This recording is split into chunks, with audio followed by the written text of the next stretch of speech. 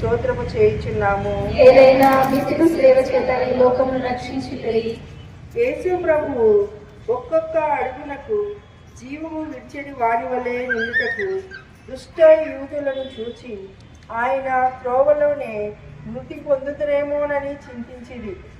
ఆయనను శిలువ మీద కొట్టి అవమానముగా చంపవలనని తలంచి సిరేనియా సీమోనుని వారి వెనుక శిలువను మోసుకొని వచ్చుటకు బలవంతము చేసిరి.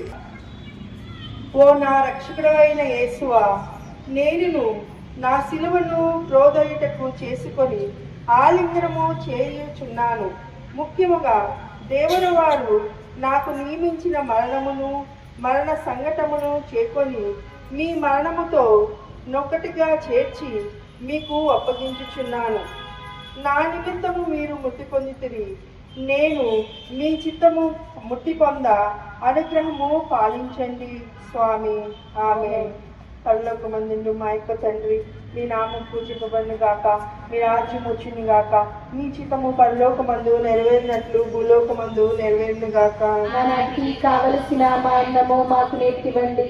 మా యొక్క అప్పుల వారిని మేము మన్నించినట్లు మా అప్పులను మీరు మన్నించండి.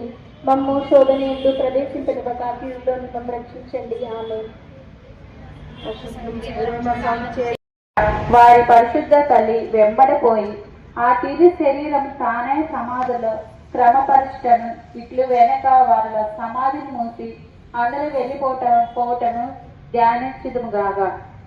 నా రక్షకుడైన యేసువా, మీ మీద మూసి ఉండే రాతి ముద్దు చేయుచున్నాను.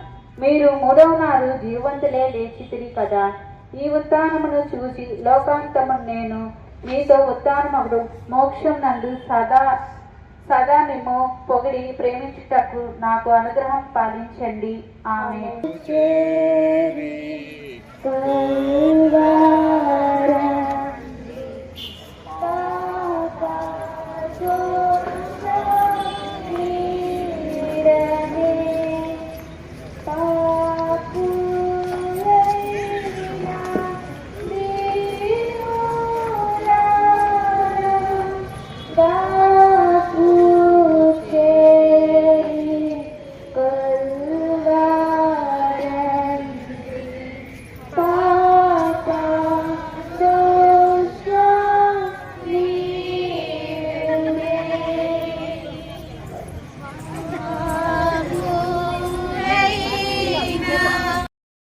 ముందు వలన శత్రువులకు చూపింపబడను.